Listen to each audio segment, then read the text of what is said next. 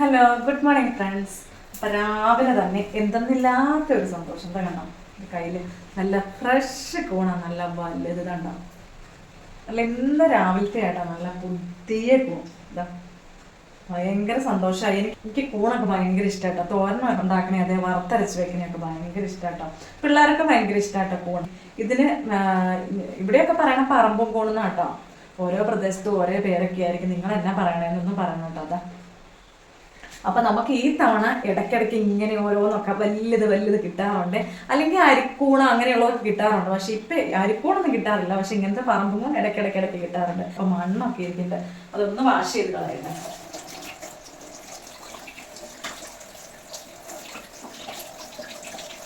അപ്പം ഞാനിതൊന്ന് നന്നാക്കി എടുക്കുവാണേ. നന്നാക്കിയിട്ട് ഇത്തിരി മഞ്ഞപ്പൊടിയൊക്കെ തിരുമ്മി വയ്ക്കാൻ പോവാം. അപ്പം ഞാനിത് വറുത്തരച്ച് വെക്കാനാട്ടോ. ഞാൻ വീട്ടിലൊക്കെ ആയിരുന്നു, അപ്പം മമ്മി വറുത്തരച്ച് കറി വെച്ച് തന്നാൽ ഓർമ്മയുള്ളൂ. അല്ലാണ്ട് ഞാൻ ഇവിടെ വന്നിട്ട് ഞാൻ അങ്ങനെ വറുത്തരച്ചൊന്നും വെച്ചിട്ടില്ല. അപ്പം ഇന്നത്തെ കറി വറുത്തരച്ച് തന്നെ ഇരിക്കട്ടെ. അതിൻ്റെ മേളിലുള്ളതും എല്ലാം ഒന്ന് ക്ലീൻ ചെയ്തെടുക്കാം. പണ്ടൊക്കെ വീട്ടിൽ വെച്ച് ഈ വെള്ളാരം കൂടെന്ന് പറയണം വലിയ കൂൺ തന്നെയാണ്. പക്ഷെ അതിങ്ങനെ മുട്ടച്ച് അത് ആദ്യം അത് മുട്ടയായിട്ട് ഇങ്ങനെ മുട്ടച്ചിരിക്കുകയുള്ളൂ, പിന്നെ അത് വിടർന്നു വരും. അങ്ങനെ ഒത്തിരി ഉണ്ടാവുമായിരുന്നു. പറമ്പിൻ്റെ കുറേ ഏരിയ കൂടെ ഉണ്ടാവുമായിരുന്നു. ഒത്തിരി കിട്ടുമായിരുന്നു. എല്ലാവർക്കും കൊടുക്കുമായിരുന്നു കേട്ടോ. അതുണ്ടാവുമ്പോൾ ഒരു 2-3 ദിവസം അടുപ്പിച്ച് അങ്ങ് ഉണ്ടാവുമായിരുന്നു. ഇപ്പം അങ്ങനെയൊന്നും ഉണ്ടായി കാണാറില്ല, പറയാറില്ല. അതിങ്ങനെ സ്ഥലം മാറി പോകുമെന്നൊക്കെ പറയാറുണ്ട്. അതിനെക്കുറിച്ചൊന്നും അറിയത്തില്ല.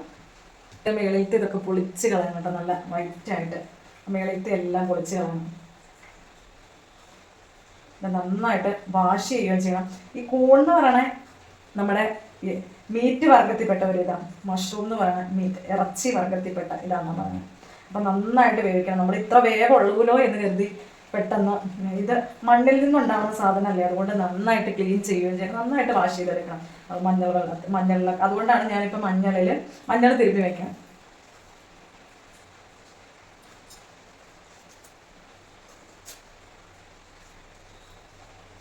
കൂടെ ഇങ്ങനെ ഇലയിൽ തീക്കനൽ ഇലയിൽ പൊതിഞ്ഞിട്ടേ നമ്മുടെ മസാലയൊക്കെ ചേർത്ത് ഇലയിൽ പൊതിഞ്ഞിട്ട് മുളകും തേങ്ങയും അങ്ങനെയെല്ലാം എന്നിട്ട് ഇലയിൽ വാഴയിലയിൽ കെട്ടി തീക്കനലയിൽ അങ്ങനെ ഉണ്ടാക്കിയെടുത്ത് സൂപ്പർ ടേസ്റ്റ് ആയിട്ട് അടിപൊളിയാണ്. ഫോണിൻ്റെ ആ ഒരു ടേസ്റ്റും ഇലയുടെ വാടിയ ടേസ്റ്റും എല്ലാം കൂടെ കനലേ വെക്കണം. നല്ല തീക്കനലേ വെച്ചിട്ടുണ്ട്. അപ്പം ഞങ്ങൾക്ക് ഇതാ ഇന്നത്തേക്കൊരു കറിയായിതാ. ഇനി ഇത് വറുത്തരച്ച് വെക്കണം. ഇപ്പം ഞാനൊന്ന് മഞ്ഞൾ തിരുമ്മി വയ്ക്കുക കേട്ടോ. ഇത് നമ്മുടെ ഫ്രഷ് മഞ്ഞൾ, ഞാൻ മഞ്ഞൾപ്പൊടി കേട്ടോ നമ്മുടെ ഇവിടുന്ന് പൊടിച്ചെടുത്ത് പറിച്ച മഞ്ഞളിൻ്റെ പൊടി തിരുമ്മി വെക്കണം. എല്ലാവരും ഇങ്ങനെയാണോ കൂൺ ക്ലീൻ ചെയ്യണമെന്നൊക്കെ പറയണം കേട്ടോ. മഞ്ഞൾ തിരുമ്മിയാണോ, ഓരോരുത്തർക്കും അവരുടേതായൊരു പ്രിഫറൻസൊക്കെ കാണുമല്ലോ. അപ്പോൾ ഞാനിങ്ങനെ കേട്ടോ ചെയ്യണത് കേട്ടോ. ഇങ്ങനെ മഞ്ഞൾ അങ്ങ് തിരുമ്മി വയ്ക്കും, കുറേ നേരം വയ്ക്കും. അത് കഴിഞ്ഞ് നന്നായിട്ട് വാഷ് ചെയ്തെടുക്കും. നിങ്ങൾ എങ്ങനെയൊക്കെയാണ് ചെയ്യണമെന്നൊന്ന് പറയണേ. അപ്പം ഞാൻ കൂണിന് അരപ്പിന് വേണ്ടിയുള്ള സാധനങ്ങൾ റെഡിയാക്കിയിട്ടുണ്ട്. ഇതാ കറിവേപ്പില, തേങ്ങ, കുറച്ച് ചുവന്നുള്ളി. അപ്പോൾ അതൊന്ന് വറുത്തെടുക്കാൻ വേണ്ടി ഞാൻ എണ്ണ ഒഴിച്ചിട്ടുണ്ട്. അതിലേക്ക് ഞാൻ നമ്മുടെ അരി ഒന്ന് കുറച്ച് വറുത്ത് ചേർക്കുവാണെങ്കിൽ നല്ല അടിപൊളി ടേസ്റ്റ് കിട്ടും കേട്ടോ.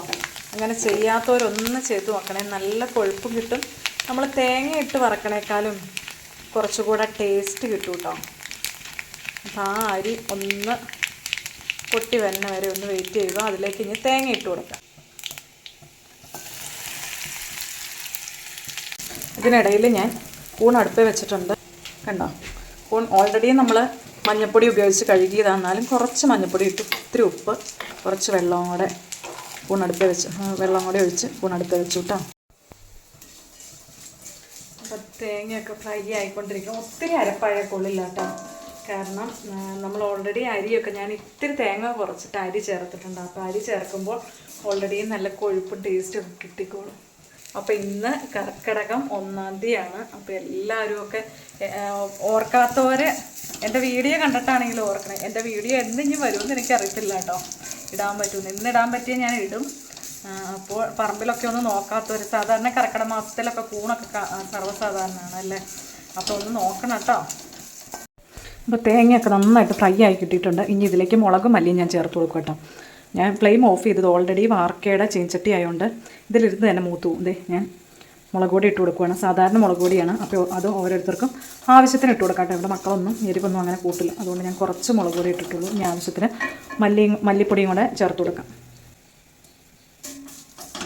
അപ്പോൾ ഞാൻ ഈ കൂണിൻ്റെ കൂടെ സവോളയും 2 കരിയാപ്പലയും കുറച്ച് ഉപ്പും പിന്നെ മഞ്ഞൾപ്പൊടിയാണ് ചേർത്തിരിക്കുന്നത്. ഇഷ്ടമുള്ളവർക്ക് ഈ ചക്കക്കുരു വട്ടത്തിൽ കീറിയിട്ടാൽ നല്ല അടിപൊളി ടേസ്റ്റ് ആട്ടോ. അത് രണ്ടും കൂടെ കറി വെച്ചാൽ നല്ലതാണ്. പക്ഷേ ഞാനിപ്പോൾ ഒന്നും ചെയ്തിട്ടില്ല. കാരണം ഇവിടെ പിള്ളേർക്കുമേ ഒന്നും ഇഷ്ടപ്പെട്ടില്ലെങ്കിൽ എനിക്ക് ഭയങ്കര ഇഷ്ടമായിട്ടോ അങ്ങനെ കറി വയ്ക്കണേ.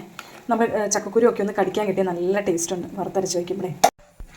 ഇത് അരപ്പെല്ലാം അരച്ചെടുത്തിട്ടുണ്ട്. ഇത് ചേർത്ത് കൊടുക്കാം. അത് അരപ്പൊക്കെ ചേർത്ത് നല്ല അരപ്പിൻ്റെയും കൂണിൻ്റെയും കൂടെയൊക്കെ ഒരു മണം. ഞാനുണ്ടല്ലോ ചോറിനാണ് വെയിറ്റ് ചെയ്യുക ഇതൊന്ന് റെഡിയാവാൻ വേണ്ടി. കണ്ടോ നല്ല തിക്കായിട്ടുണ്ട് കേട്ടോ ഗ്രേവിയൊക്കെ. ടേസ്റ്റ് നോക്കാം കേട്ടോ. അടിപൊളി ടേസ്റ്റ്, സൂപ്പർ കേട്ടോ. കൂണൊക്കെ കിട്ടുമ്പോൾ നിങ്ങൾ ഇങ്ങനെയൊന്ന് വെച്ച് നോക്കണം. അരച്ച കൂൺ കറിയൊക്കെ കൂട്ടി ഞാൻ ചോറിനിട്ട് കേട്ടോ. Okay, bye bye.